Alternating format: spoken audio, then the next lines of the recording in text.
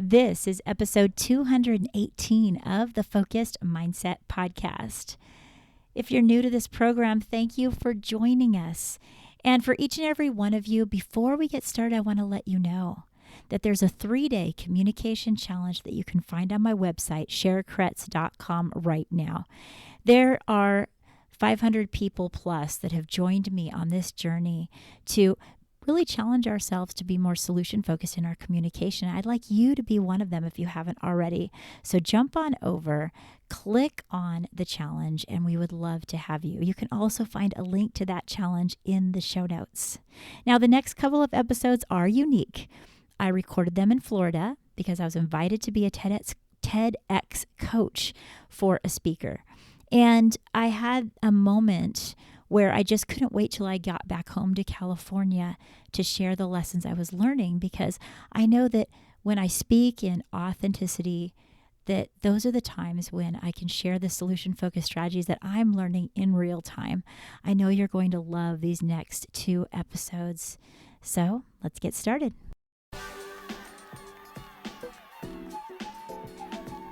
This is the podcast where we build strong connections and have amazing conversations using the solution-focused approach. I'm Cher Kretz. I'm a school counselor and a speaker and life coach. For far too long, I lived my life thinking I needed to have all the answers. But now I realize that giving out hope is far more important than giving out advice. And when we come together here, we'll learn to take our thoughts captive and focus on what's most important, so we can make an impact on this world and be the person we were always meant to be. To learn more, head over to cherkretz.com. That's cherkretz.com. Or hop over to Amazon to look up 30 Days to Higher Hopes. Hello, it's time for me to record a podcast. And this is a unique one because I'm recording from my hotel room and I'm across the country. I live in California. I'm in Florida right now, where I just got through attending the 2024 TEDx event in Ocala, Florida. And most of you guys know that it was a year ago, this very same weekend, when I had a chance to stand on that very stage and share my message, how to lead with hope, solution-focused conversation navigation. I didn't know it would be named that at the time.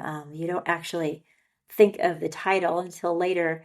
I just knew that I wanted to share from my heart about communication, and I had practiced and put in the reps to make sure that I knew this talk frontward and backward. And this year, I felt compelled to give back to the same organization that gave me such an incredible experience. So I asked if I could help out in any way. And I didn't know if they were going to take me up on that offer, and they did. They ended up having me be a coach to a speaker. An amazing speaker, Tiffany Edith, who is just a joy to be around and was not difficult to coach. I'll tell you that right now. It was from the very beginning, she's very coachable, and the experience was amazing. But what happened in the final moments of our experience was the most incredible thing, because for me to be able to watch her give this talk was something so special, because it felt so personal. Very reminiscent of the way you feel when you watch your child do a sport or do their dancing or whatever they do, and you know the work they put into it. But even more because many times you're very proud of your child, but you weren't the one that was teaching them that very thing, if you will. And being a coach, you are very sold out on the concept and very involved in it. And that's why I love being a coach, as far as a personal coach, and I'm a solution-focused coach. And, hello to all of my clients out there that are listening today. And this type of coaching is new for me, but it ended up being amazing. And maybe I'll jump into that more, being a TEDx event coach. Now, what happened the day before was really cool. At this particular event, it's run by a lady named Manal. And Manal is great. I'm going to post a picture of her on my social media. She is this adorable, just little woman that's just so fit and amazing. And she just, energy exudes from her, even if you don't know her. And then once you get to know her, you see this beautiful heart that just is giving and loving and caring. And I saw that last year when I came here to the event, that she's the one that is basically for the last 10 years has put it on. And I saw it this year. And when I saw her and she gave me the biggest hug and we had texted a few times, I remembered that the reason that all of this is something that I share with you is because it's very special to be in the place of service. It's very special to find a calling in your life and then choose to move forward towards it and not just think about it or wish that it could happen or wonder if the opportunity could come your way. I think about Manal. I don't know her past and her history, but I bet that she could have done a lot of things with her life besides the last 10 years dedicating it to events such as this. And she's done a lot for people besides that. But she hosts a dinner the night before. And she, no cost to the speakers or the coaches. And they come to her home. And she says many times that part of the joy and amazing thing that TEDx does is it brings thinkers together to be able to talk about things. And her house is absolutely beautiful, just so beautiful. That's a whole nother story, but it's also decorated, with the table just. And I ended up grabbing a center a table kind of in the middle because last year I was speaking and I was kind of like getting there kind of late and flustered, and we ended up getting a table way off to the side. And this time I'm like, I need my person that's speaking, Tiffany, to have all the things that may have gone wrong with mine. I want it to go right for her. And one of them was, no, get a table right in the middle. And so we did that. And then as people circled around the table, it was just exactly the people that we were meant to talk to. And the conversation was amazing. And I'm listening to the people talking about the reasons why they're doing a TED Talk. And I'm looking at them knowing that each one of the people at that table, and it was only a small percentage of the people that were a part of it, each person sitting at that table, their presence there represented hard work and dedication to their craft and going out on a limb and doing something that they never probably imagined they would do years ago. And each of them started sharing different reasons. And I just felt compelled to speak. And I told them, I said, last year I was in the same place as you. And I remember wondering, what am I doing here? How it's just kind of your mind is a little bit in a whirlwind. And I told them, in the last year, now that I reflect back, I have been able to begin the process of accomplishing exactly what I wanted to accomplish by standing on such an amazing stage. The things that I've learned, I've been able to translate into speaking better and being bold enough to ask for new opportunities. And then when I get them, I handle them in a different type of way. And I was just kind of sharing the evolution of how I've been able to progress in my life in the last year. And then I just looked around at all of these faces and I just said, I am so extremely excited for you. I'm so excited for your journey from here because each and every one of you guys are going to be able to explore something that you've never, ever imagined because of this moment. But as much as I'm happy for your future self, what my message to them and really my message to you is that you need to just absolutely love the moment that you're in right now. Because even if nothing comes of this, of what's your reason for being on this TED, stage, and people are like, oh, well, to promote my book or to get more speaking gigs or to share my message, to be able to help more people, but even if not a single one of those visions and aspirations were able to come true, you'll have that moment that you did this amazing thing because you went on a limb and you did the hard work and you got prepared and you did it. And every step of the way, just enjoy it and know that you'll never regret going out and doing this bold, amazing thing. And it left me remembering how true that is for our life. Is that I have never sat back and said, oh, when I do something that's big and scary and really is in line with my values and beliefs, I never have found a time where I've been like, oh, I wish I would have done that. Because those are the times that I've been stretched and I've learned and I've grown and I've created an atmosphere that is primed for opportunity that I would tell myself, yes, you're ready to step into. And I know that they were like, I don't know what I'm walking into after this. It's kind of like for me and anybody else I've talked to, there's kind of like a pre and a post of something as big as an event like that. But then I realized that we're all the same.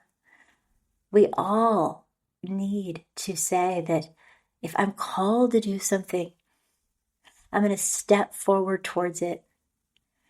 It might be in front of a few people or no people. It might be starting a podcast or reaching out for a job that's different than what you are in now, or just any change or thing that you're pulled to that takes boldness. When you're called to it, you need to take action.